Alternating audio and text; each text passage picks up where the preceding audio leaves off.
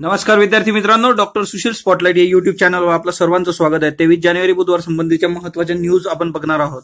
सर्वात पहिली न्यूज आहे ती म्हणजे प्रवासी भारतीय दिवसासंबंधीची 15वी परिषद आहे ही 21 ते 23 जानेवारी या दरम्यान वाराणसीमध्ये याचं आयोजन करण्यात आलेलं आहे। असं पहिल्यांदा घडतंय की 21 ते 23 या काळामध्ये याचं आयोजन होतंय। अदरवाईज 9 जानेवारीला ही दरवर्षी आयोजित केली जाते।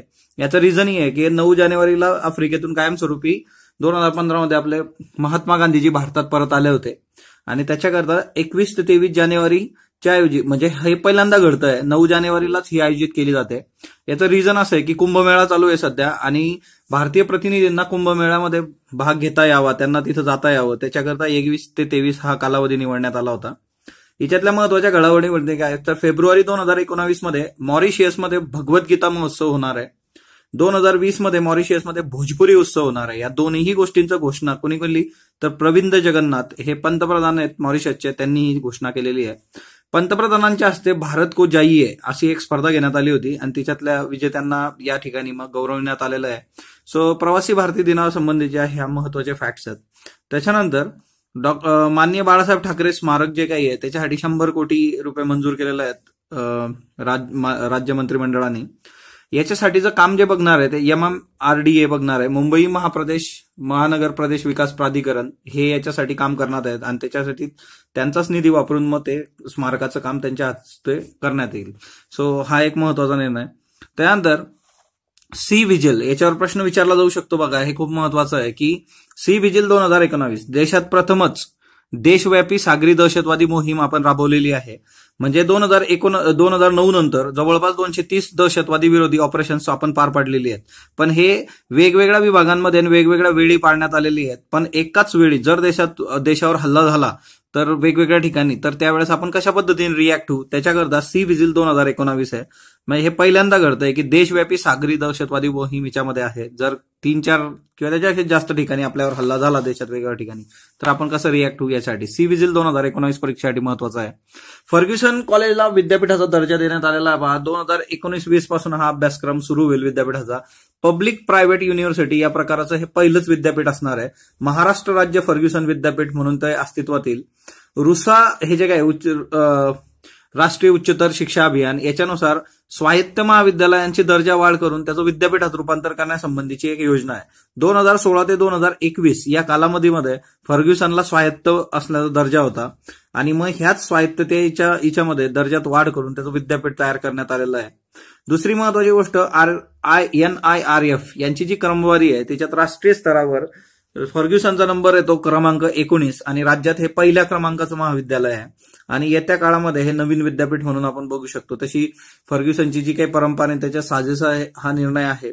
सो संपादकीयमध्ये लोकसत्तानी कशा पद्धतीने सोशल मीडिया आपल्याला आपण कसं रिॲक्ट व्हायचं याच्यावर काम करतात। म्हणजे महाराष्ट्रातल्या एखाद्या गावामधल्या व्यक्तींनी कसं रिॲक्ट व्हायचं हे कॅलिफोर्नियात कसं ठरतं या संबंधीचा हा संपादकीय लेख आहे। म्हणजे आपण ज्या काही वाढदिवसाच्या शुभेच्छा म्हणून ते आलेला आहे तो लेख किंवा कुठलाही विशेष करतो किंवा एखाद्या व्यक्तीला फॉलो करतोय त्याच्यावर जे काही रिॲक्ट होतो आपण सो त्या संबंधीचं जे काही आहे ते फेसबुक, व्हॉट्सअप, इंस्टाग्राम अशा समाज माध्यमांमधून त्याची वाढ होते, पण ती दैनंदिन जीवनात आपल्या मॅन टू मॅन कन्व्हर्सेशन मधून झाली पाहिजे असा याचा एक हे आहे। त्याच्यानंतर महाराष्ट्र राज्य सरकार जे काही खर्च करत असतं, बजेटचा जो काही खर्च असतो ते बिम्स नावाच्या संकेतस्थळावर नियमित जाहीर करतं आणि तिच्यामध्ये जे काही एखाद्या गोष्टीसाठी जे काही अलोकेट केलेले फंड्स असतील, किती खर्च झाले याची इत्तंभूत आणि अद्ययावत माहिती देणारं हे एकमेव राज्य आहे भारतातलं। बिम्सचा फुल फॉर्म बघा, budget estimation allocation and monitoring system. Budget संबंधी मी काल विचारलं होतं, बऱ्याच विद्यार्थ्यांनी कमेंट्समध्ये दिलेलं आहे आर्टिकल 112 आणि annual financial statement. So budget estimation हे एक महत्वाची गोष्ट आहे की महाराष्ट्र हे एकमेव राज्य लक्षात ठेवा आणि याच्यामधून एक गोष्ट लक्षात येते की बराचसा निधी खर्च झालेला नाही आणि ही चांगली बाब नाहीये। पुढचं महत्वाचे व्यक्तिमत्व आहे ते म्हणजे विश्वेश्वर दत्त सकलानी यांचं निधन झालेलं आहे। विश्वेश्वर दत्त सकलानी कशासाठी ओळखले जातात तर उत्तराखंड मधल्या हिमालयाच्या कुशीमध्ये लाखो झाडं या व्यक्तीने लावलेली आहे। अक्षरशः म्हणजे जंगलात विनाप्रमाणात झाडं लावण्याचे गुन्हे यांच्यावर दाखल झालेत। म्हणजे तुम्ही विचार करू शकता आपलं प्रशासन कशा पद्धतीने काम करतं त्याचा एक चांगला नमुना आहे हा। दुसरं महत्वाचं म्हणजे पर्यावरणवादी चंदीप्रसाद भट, सुंदरलाल बहुगुणा यांच्याबरोबर यांनी चिपको चळवळीतही काम केलेलं आहे। 1986 मध्ये तत्कालीन पंतप्रधान राजीव गांधी यांनी यांना वृक्षमित्र पुरस्कार जाहीर केला होता। स्वातंत्र्य सैनिक पण आहेत ते, आणि चिपको चळवळीमधलं त्यांचं योगदान विसरता येत नाही. सो विश्वेश्वर दत्त सकलानी हे एक महत्वाचं व्यक्तिमत्व येत्या काळात आपल्याला प्रश्न विचारला जाऊ शकतो. 1922 मध्ये वयाच्या 10व्या वर्षी त्यांनी पहिलं रोप लावलं होतं, त्याचाही एक रेफरन्स लोकसत्ताने दिलेला आहे. सो हे एक महत्वाचं आहे. रशियामधल्या कॅन्डी आणि मॅस्टोरो, रशियात कॅन्डी आणि मॅस्टोरो असे दोन जहाज आहेत, यांची टक्कर झाली, तिच्यात 14 लोक ठार झालेत. तर ऍक्च्युली ही महत्वाची न्यूज नाहीये. महत्वाची न्यूज काय आहे, भारत, तुर्कस्तान, लिबिया यांचे जे कर्मचारी असलेले जहाज होती ही, यांची जी टक्कर झाली ती कुठे झाली, क्रिमियाला रशियापासून वेगळे करणारी केर्च नावाची सामुद्रधुनी आहे. हे मॅपमध्ये युपीएससी विचारू शकते. क्रिमियाला रशियापासून वेगळे करणारी सामुद्रधुनी कुठली, तर ती केर्च आहे, आणि इथं ही टक्कर झालेली आहे. त्याच्यामुळे मॅपमध्ये हे तुम्ही बघणं अपेक्षित आहे. सो अॅटलासमध्ये ही गोष्ट बघून घ्या. त्याच्यानंतर गुगलनी ऑनलाईन निवडणुकांच्या ज्या काही जाहिराती असतील त्याच्यामध्ये पारदर्शकता ठेवण्याचं गुगलनी स्पष्ट केलेलं आहे त्या निवडणुकीसाठी 2019 साठी. सो हे एक महत्वाचं आहे. आंध्र प्रदेश जे काही येतं, आंध्र प्रदेशने आर्थिक दुर्बलता यासाठीचं जे 10% आरक्षण आहे त्याच्यात कापू समाजाला 5% आरक्षण देण्यात आलेलं आहे. आंध्रनी ही केंद्राकडे वारंवार मागणी केली होती कापू समाजाच्या आरक्षणासाठी, पण ती काही मान्य झाली नव्हती. तर मग आता हे जे 10% आरक्षण आहे, याच्यात कापू समाजाला 5% आरक्षण दिलं जाईल आर्थिक दुर्बलांच्या याच्यात, हे स्पष्ट केलेलं आहे. 91 जे ऑस्कर पुरस्कार आहे त्याच्यासाठीची मानांकनं जाहीर झालेली आहे. 24 फेब्रुवारीला हे प्रदान करण्यात येणार आहे. सो मानांकनांमध्ये आपण इंटरेस्ट नाही, ज्या डायरेक्ट जेव्हा लिस्ट येईल त्यावेळेस आपण ते बघू कोणाला काय भेटलं ते. हिंदुस्तान युनिलिव्हर नावाची जी काही कंपनी आहे तिचे बरीचशी उत्पादनं डे टू डे लाईफमध्ये वापरली जातात. तर त्यांनी एक निर्णय घेतला आहे, तो म्हणजे पुनर्वापर योग्य रिसायकल केलेल्या प्लास्टिकचा 100% वापर करण्याचा. 2025 पासून प्लास्टिक पॅकेजिंगमध्ये 25% रिसायकल प्लास्टिक असणार आहे. सो हिंदुस्तान युनिलिव्हरचा हा एक महत्वपूर्ण निर्णय आहे. स्टार्ट अ लिटिल गुड या नावाची मोहीम त्यांनी सुरू केलेली आहे. हे खूप महत्वाचं आहे. स्टार्ट अ लिटिल गुड म्हणजे प्लास्टिक कचरा संग्रहणाची मोहीम आहे ही. मुंबई, बंगळुरू आणि दिल्ली या 3 महानगरांमध्येही होणार आहे. सो हे 3 महानगर आपल्याला लक्षात ठेवायचे, मुंबई, दिल्ली, बंगळुरू. मोहिमेचे सदिच्छा दूत जे आहेत ते अजय आणि काजोल देवगन हे दोघं असणार आहेत. महामार्गावरची दारूबंदी तर हटली, परंतु पेट्रोलवरील कर मात्र तसाच आहे. महामार्गावरील आपले ज्या महापालिका हद्दीमधील महानगरपालिकेतील 500 मीटर अंतरावरील दारूची दुकानं बंद करण्याचा सुप्रीम कोर्टात निर्णय होता. त्यावेळेस तिच्यातून जे काही कराचं नुकसान होणार होतं त्याच्यासाठी पेट्रोलियमवर सरचार्ज लावण्यात आला होता. तो आता सध्या 7.20 रुपये इतका आहे. 26% वॅटही पेट्रोलवर आकारला जातो. पण मग आता हे 500 मीटर अंतरावरची दारूची दुकानं बंद केल्याचा निर्णय तर बाजूला झाला, म्हणजे तो सुरू झाली परत दारूची दुकानं, म्हणजे तिच्यातून येणारं कराचं उत्पादन पण सुरू झालं. पण त्याच्यासाठी भरून काढण्यासाठीचा हा जो सरचार्ज लावला होता हा काही सरकारने काढलेला नाहीये, आणि सरकारने स्पष्ट पण केलंय की हा कमी होण्याचे चान्सेस नाहीत.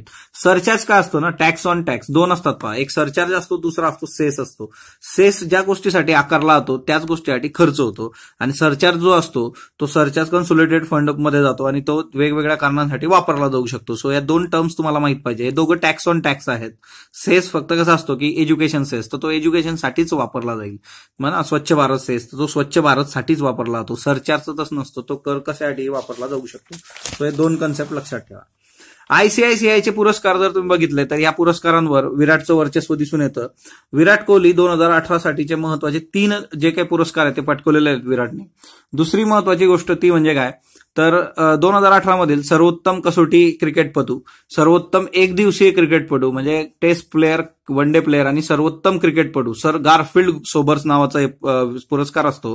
हे 3ही पुरस्कार एकाच वर्षी पटकवणारा विराट कोहली हा जगातला पहिला क्रिकेटपटू ठरलेला आहे. विराट कोहलीकडे आयसीआयसीआयच्या 2018 मधील कसोटी आणि एकदिवसीय संघाचंही नेतृत्व सोपवण्यात आलेलं आहे. असं पहिल्यांदाच घडतंय जगामध्ये, आणि भारतीय क्रिकेटमध्ये सुद्धा एवढ्या कन्सिस्टन्सीने खेळणारा हा कदाचित पहिलाच प्लेअर आहे. याच्या आधी एवढी कन्सिस्टन्सी कोणाची नव्हती. ऋषभ पंतला सर्वोत्तम उदयोन्मुख क्रिकेटपटू म्हणून पुरस्कार मिळालेला आहे. तसंच फॅन मुवमेंट्स ऑफ द इयरचा विचार करता भारताने पटकावलेले युवा वर्ल्ड कपचे जेतेपद हे fan movements of the year मध्ये गेलेलं आहे. सो आयसीआयसीआयच्या पुरस्कारांवर अशा पद्धतीने भारतीय क्रिकेटचा जो काही कर्णधार आहे आपला विराट कोहली, हे खरंच कौतुकास्पद आहे.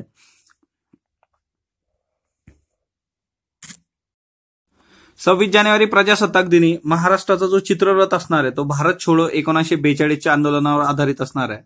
सो याच्या संबंधीची कॉम्पिटिशनही असते, त्याचे डिटेल्स आपण 27 जानेवारीला बघणार आहोत. त्याच्यानंतर संपादकीय महाराष्ट्र टाइम्सने ऊस शेती आणि साखर उद्योग याच्यावर महाराष्ट्र राज्य संबंधीचं आणि जगभरातला विवेचन दिलेलं आहे. जगात आणि भारतात साखरेचं खूप उत्पादन वाढलेलं आहे आणि त्याच्यामुळे साखरेचा दर कोसळला आहे. जगात 17 रुपये किलो तर भारतात अजूनही 29 रुपये किलो आहे. सो ही एक तफावत त्यांनी दाखवलेली आहे. देशातील 130 कोटी लोकांचा जर विचार केला तर ऊस शेतकरी हे 40 लाख आहेत.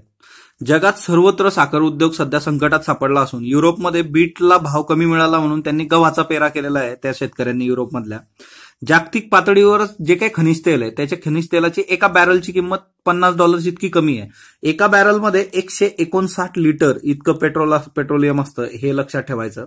$50 इतका रेट कमी झाला आहे आणि आता ऊसापासून इथेनॉल बनवणे आर्थिकदृष्ट्या परवडणारं नाहीये. म्हणजे इथेनॉल बनवण्याची जी प्रक्रिया आहे त्याच्यासाठी जास्त रेट लागतात, तर ते बॅरलचा रेट ऑलरेडी कमी आहे. ब्राझीलचा विचार केला तर इथेनॉल उत्पादनात त्यांनी पूर्णपणे स्थगित करून टाकलेलं आहे ब्राझीलने. भारतात मात्र ऊसापासून इथेनॉलसाठी आपण ₹60 लिटर एवढा दर देतोय. आणि जर तुम्ही पेट्रोल आयातचा दर बघितला तो ₹25 लिटर आहे. हे भारतातच होऊ शकतं बघा, म्हणजे गव्हर्नन्स नावाचा प्रकारच नाही. ऊसापासून इथेनॉलला ₹60 लागतायत, त्याच्यासाठी ₹60 आणि पेट्रोल आयातला ₹25. बघा केवढी मोठी तफावत आहे.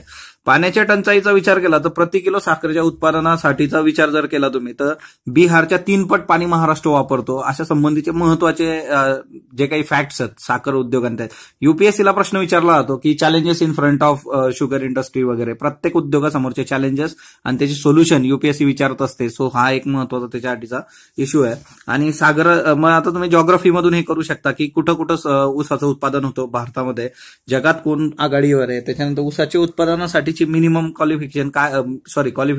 मिनिमम कुठल्या गोष्टी लागतात, कशी जमीन लागते, किती पाणी लागतं, ह्या गोष्टी तुम्ही बघणं अपेक्षित आहे. त्याच्यानंतर नेक्स्ट वन, कलम 35 जो आहे तर कलम 35 चा निर्णय बंद खोलीत घेण्यात येईल असं सुप्रीम कोर्टाने निर्णय केलेला आहे. याचिका जी दाखल केलेली वी द सिटीझन नावाची स्वयंसेवी संघटना आहे. कलम 35 वर सविस्तर मी एक लेक्चर बनवलेलं आहे, ते तुम्ही आपल्या चॅनलवर बघू शकता. 10% आरक्षणाचा जर विचार केला तर सर्वोच्च न्यायालयात आव्हान देण्यात आलेलं आहे. याला याचिकाकर्ते जे आहेत ते उद्योगपती तेहसीन पुनावाला आहे. यांनी हे समाजातील मागासले पण हे केवळ आर्थिक निकषांवर ठरत नाही असं या याचिकेत नमूद करण्यात आलेलं आहे. तसंच नव्याने समाविष्ट कलम 15(6) आणि कलम 16(6) याच्यातल्या अंमलबजावणी स्थगिती देण्यात यावी असंही त्यांनी म्हटलेलं आहे. इंदिरा साहनी खटल्याचा विचार करता घटनादुरुस्तीने कायद्याचं उल्लंघन केलेलं आहे असंही यांनी म्हटलेलं आहे. सो येत्या काळात आपण बघूया सुप्रीम कोर्ट याच्यावर काय निर्णय देतं ते. दुसरी महत्वाची गोष्ट म्हणजे डॉक्टर सुशील स्पॉटलाईटचे वर्कशॉप आपले चालू आहेत आणि 25 जानेवारी शुक्रवारी दुपारी 3 वाजता या आपलं शासकीय योजनाचं जे काही वर्कशॉप आहे आपलं ते शुक्रवारी होईल.